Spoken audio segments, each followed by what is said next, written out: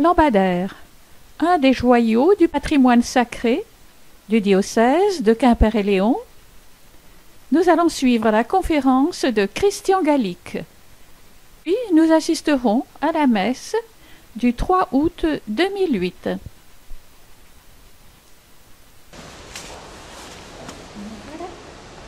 Oui. Non, c'est trop bas. Non, mais il faut que vous soyez... Hein, C'est trop bas. C'est trop bas. Je suis... Christian Gallic, nous sommes à Lampadaire, le 11 août 2008. Vous allez organiser une conférence pour le Centre culturel de Luzec, dirigé par Anne Guyou. Oui, bien. Monsieur Gallic, vous êtes enseignant et bénévole.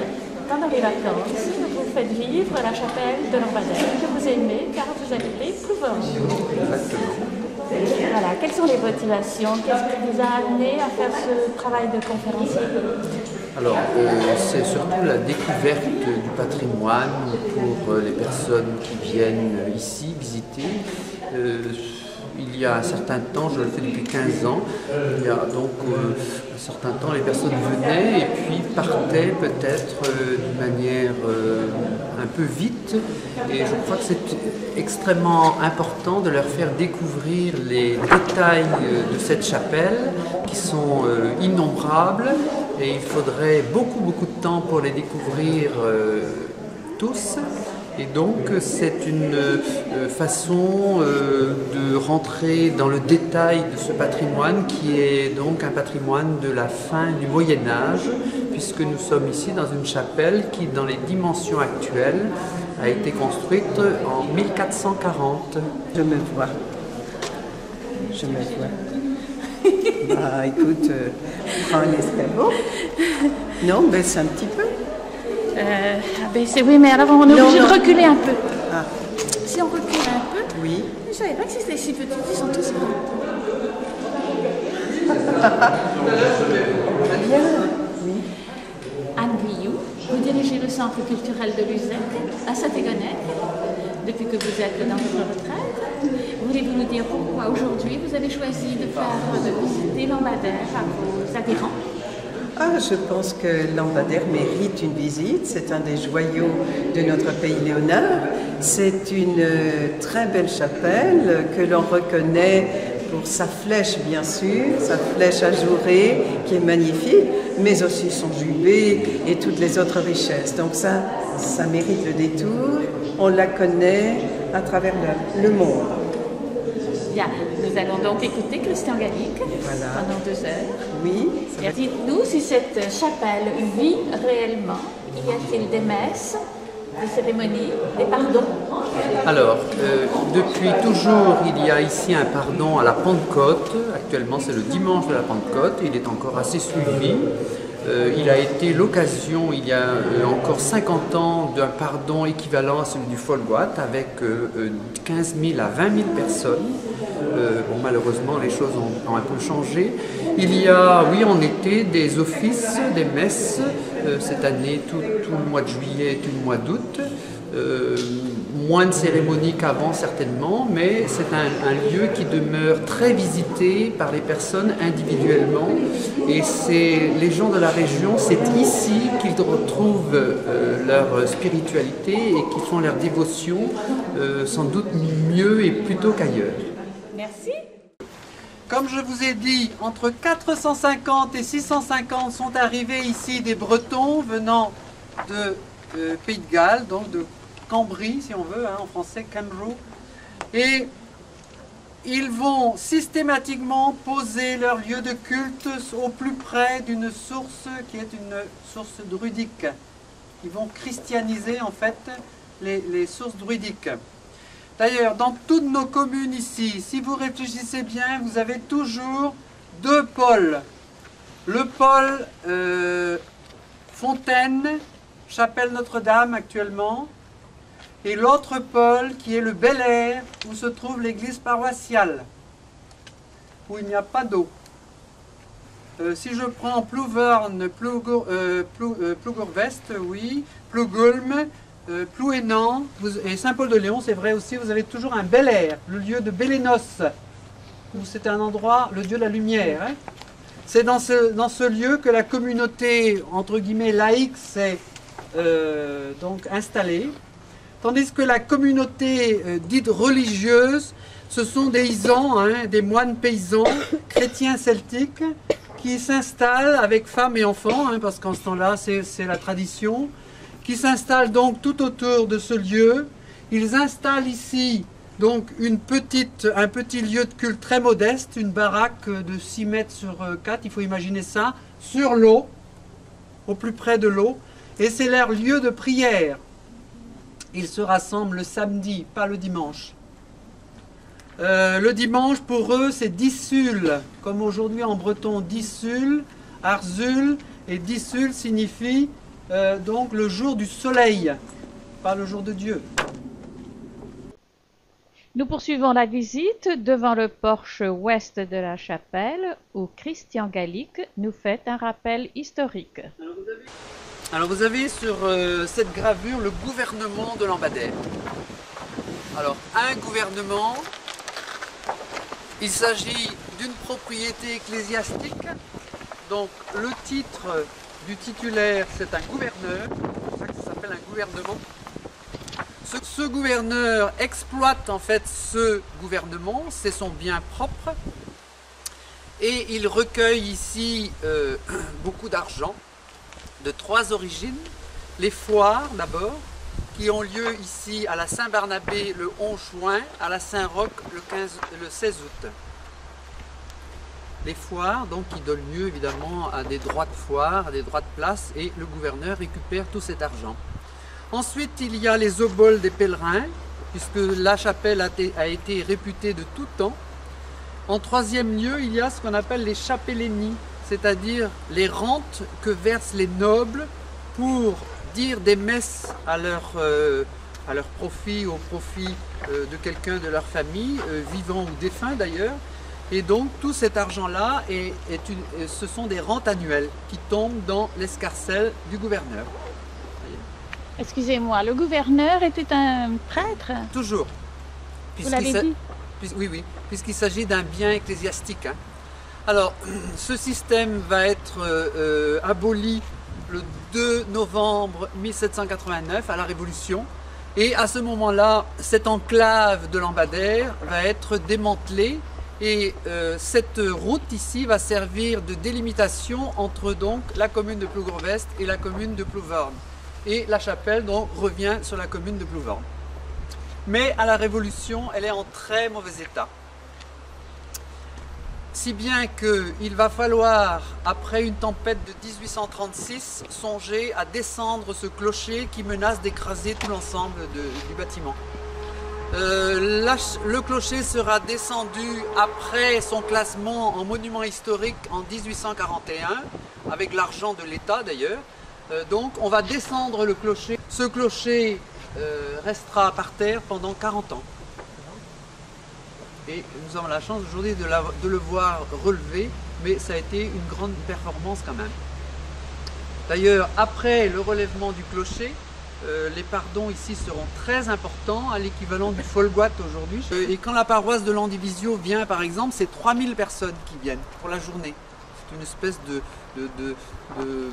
lieu où l'on vient à la fois se promener en pèlerinage et passer la journée, donc avec des messes, des vêpres et donc toute une activité religieuse et en même temps une activité économique par derrière. Elle sera de plus en plus grande à partir de 1913 puisque la gare sera mise en place à peu près 500 mètres d'ici. Et on vient à Lambadère par la ligne de Rospordin-Plouescat, donc même les gens du Cornouailles peuvent arriver ici à la journée. Et c'est ce qu'ils feront d'ailleurs. Il est en dehors du corps même de la chapelle et il a ces 3 arcades gothiques ouvertes. On trouve ce genre de clocher à Sizun, Landivisio, Bodilis et ici Lambadère. Ce sont les 4 endroits. Et devant vous, vous avez un portail roman, qui est sans doute la partie la plus ancienne du bâtiment, donc 11e, 12e siècle. 4, 5, 6, 1, 2, 3, 4, 5, 6. Voyez ? Voilà.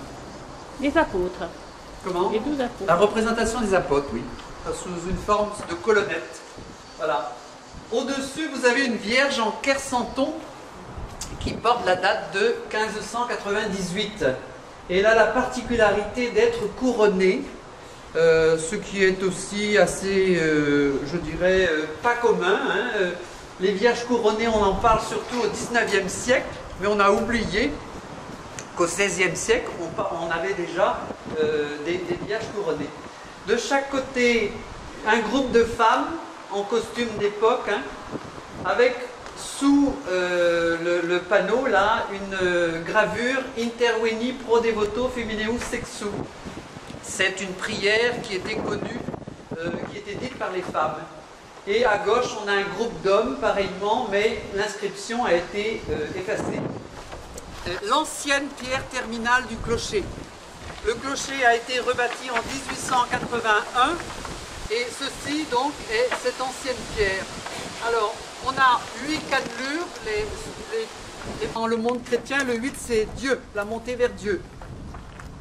Donc le 8 est représenté ici par 8 cannelures, voyez, et l'éternité divine est représentée par un cordon de pierre qui se trouve là.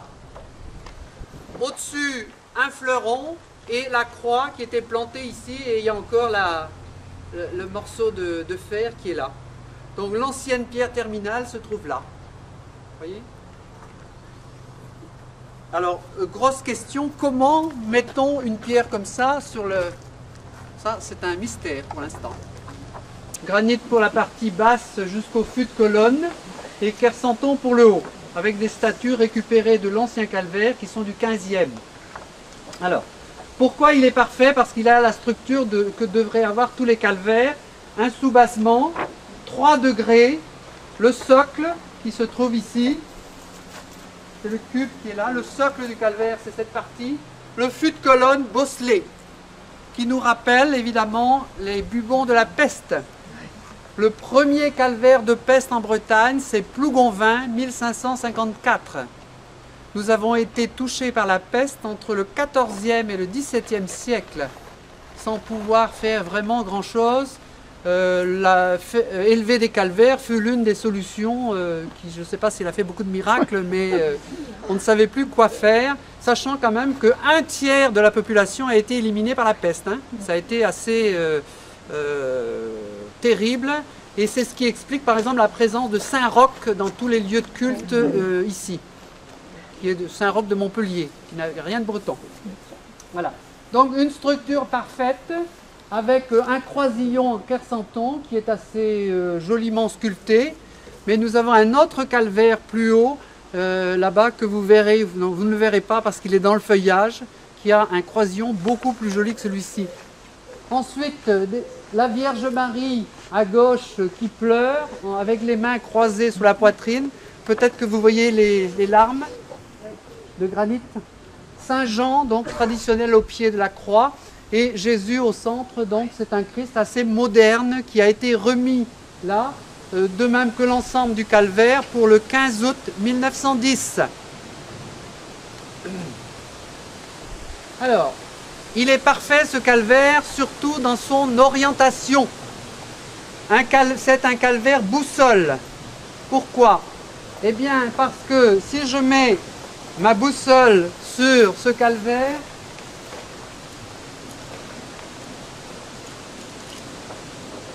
le bras droit du Christ m'indique le nord, le bras gauche m'indique le sud, le visage du Christ l'ouest.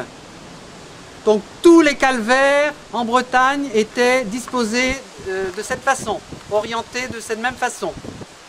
Malheureusement, en les déplaçant, on a complètement brisé leur symbolique. Or ici, celui-ci a été placé en 1910, on connaissait encore la symbolique de l'orientation des calvaires. De quoi s'agit-il? Il est écrit dans l'Évangile, le Christ meurt le regard au couchant. Donc c'est ça. En fait, il y a superposition et emboîtement du druidisme. Les druides ne prient que pour les morts et vers l'ouest, vers le pays d'Avalon. Pour nous, c'est à peu près Plougastel, hein, là, par là. Les chrétiens celtiques qui viennent ici après, pour eux, ils continuent cette tradition. L'ouest, c'est le côté de la mort, l'est, c'est le côté de la vie. Donc si vous êtes vivant, vous priez vers le soleil levant dans une église. De même que si votre tombe familiale est bien tournée, eh bien, elle est tournée comme ceci. Le Christ regarde l'ouest, mais vous, quand vous priez sur votre tombe, vous êtes vers le soleil levant. Quelques cimetières ont gardé cette orientation ici dans le secteur. Je pense à Guimillot, je pense à Cléder. Les autres ont fait n'importe quoi. Dans un petit porche qui n'est pas un porche, mais simplement un auvent qui sert à protéger ces deux belles portes-là du vent du nord. Tous les porches sont au sud, sauf dans 3 églises, Wengat, Plouédern, Lambadère. Alors, en passant, vous verrez la voûte qui a été découverte vers 1990 et qui est la voûte en chêne d'origine. Elle était complètement cachée avant. En 2000, on a repeint la cathédrale de Quimper et quelques fonds de peau sont arrivés ici pour remettre de la couleur. Mais c'est véridique, je vous assure. Donc, pour remettre de la couleur comme autrefois, pour nous rappeler que tous nos édifices étaient peints de cette manière, y compris les calvaires extérieurs. Notre-Dame de Lambadère, Christian Gallic va nous décrire, va nous la présenter. Notre-Dame de Lambadère est très connue depuis le XVIe siècle. Tout à fait, nous sommes ici en présence de cette grande statue de Notre-Dame de Lambadère qui date du début du XVIe siècle et qui est donc la gardienne de cette chapelle. Alors c'est une statue exceptionnelle qui vient d'être restaurée en 1998 et qui a retrouvé ses couleurs d'origine. Elle a 2 mystères. D'abord, on ne sait pas qui l'a sculptée. Elle est sculptée dans du bois de chêne polychromé. Et l'autre mystère, c'est, si on veut, son poids, parce qu'elle est extrêmement lourde. Et donc, lorsqu'on la sort pour les pardons, et que l'on fait avec donc la procession, le tour de la chapelle, c'est un moment très important. Eh bien, il faut au moins 8 personnes pour donc mettre en procession cette Vierge particulièrement belle. Je vous remercie. Vous allez maintenant nous développer le jubé. Un jubé à peu près identique a été confectionné pour Notre-Dame du Mur à Morlaix en 1514. Et on pense que c'est la même équipe d'ouvriers et de maîtres, donc de sculpteurs qui sont venus ici, donc après 1514. Une seule représentation dans le jubé, c'est l'Annonciation. Elle se trouve ici. L'Annonciation est représentée seulement depuis le XIVe siècle. Donc au moment où ce jubé se construit, eh bien c'est une scène très moderne pour l'époque. Marie est ici, toujours avec son livre fermé, et donc sa fleur, indiquant que nous sommes à Nazareth. L'ange se trouve ici, avec son phylactère, qui le représente comme un ange annonciateur. Ces statues sont taillées dans la masse. Pourquoi ce jubé est-il là? Des jeunes gens se sont mariés en 1481. Isabelle de Kermelec de Comanin, dont le blason est ici. Et de l'autre côté, son époux Marc de Trouérin. Ils habitaient le château qui se trouve en contrebas à 300 mètres, qui est magnifique. Bon. Ces jeunes époux ont promis le jour de leur mariage d'embellir la chapelle. Donc ce jubé est donc une pièce d'ornementation de la chapelle, et non pas, et donc un cadeau de ces jeunes époux, et non pas une séparation, comme les monuments historiques le prétendent, entre la nef et le chœur.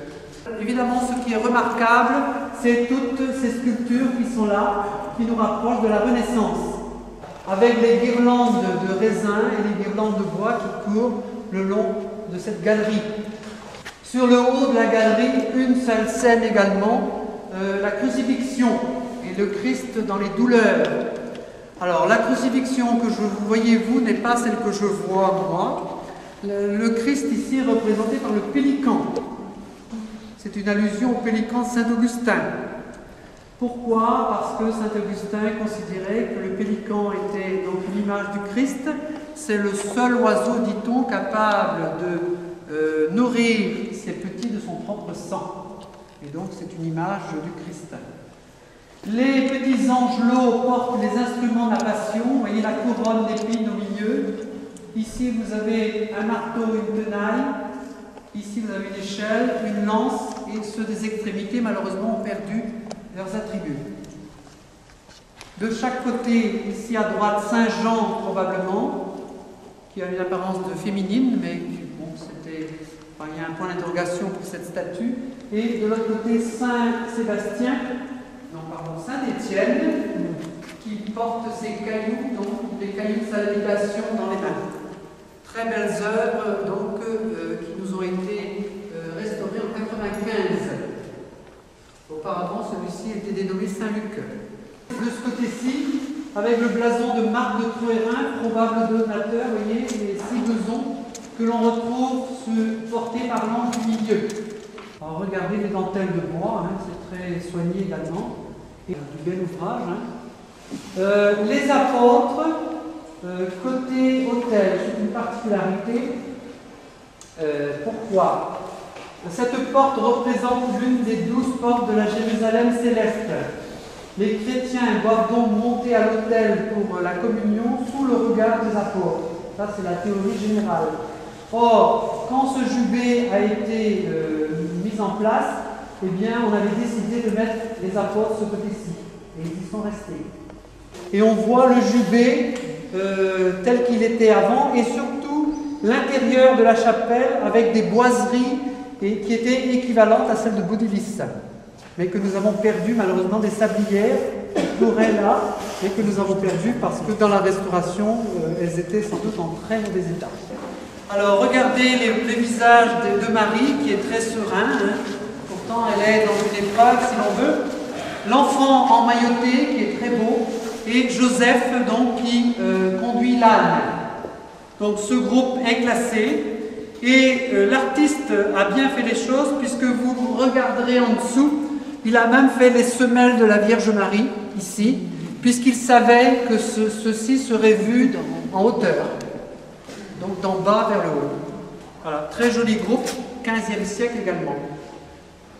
Au-dessus, vous avez une Marie de l'Annonciation, qui elle n'a pas un visage très joli, parce que le nez a dû être cassé. Bon. Par contre, elle a une attitude de la main sur la poitrine pour dire qu'elle reçoit le message de l'ange. Nous remercions très chaleureusement Christian Gallic pour la très grande qualité de sa conférence et la grande simplicité avec laquelle il s'est prêté au jeu de ce petit enregistrement. Vous êtes de Lambadère? De Lambadère même. De Lambadère même. Vous êtes né ici? Non, je suis une commune à côté, à 2 km à peine. Qu'est-ce qui vous attache à cette chapelle? Il faut vous en occuper, tout, vous en êtes le gardien? Oui, c'est pour ça. Oui, bon, j'ai remplacé mes parents, qui ont pris ça à la retraite, et bien à la retraite, je les remplace. Oui, alors votre travail consiste à faire... Ouverture de chapelle le matin et fermeture le soir. Tous les jours? Tous les jours, tous les matins. Toute l'année? Toute l'année, du matin. C'est ouvert tout le temps? Tout le temps, tout le temps. Oui, vous sonnez les cloches? Ah oui, pour les messes, quoi. Pour les messes, oui. Et vous venez voir, vous surveillez donc un petit peu tous les jours? Je savais qu'il y avait une sortie aujourd'hui ici, là, donc je suis venu voir quand il n'y aurait pas eu de lumière. Très bien, merci. Bien, merci.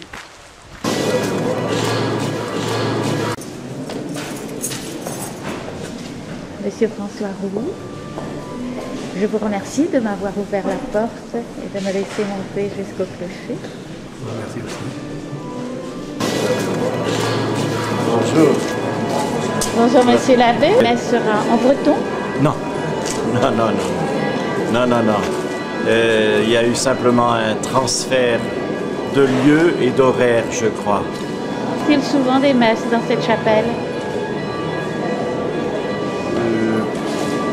Un mois par an, hein, pour dire qu'on l'utilise. Mais non, il n'y a pas souvent.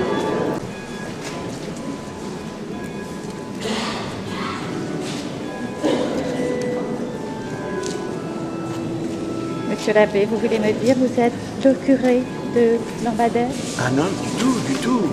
Vous êtes? Non. Moi, je suis simplement au service du doyenné de Landivisiau, c'est tout. Et on m'a demandé de rendre service et je suis venu rendre service et faire la messe à Lambadère. Vous avez toujours été curé ou abbé dans Landivisiau? Ah non. Non plus, vous étiez d'ailleurs. J'y suis, oui, j'y suis depuis 4 ans simplement. Oui.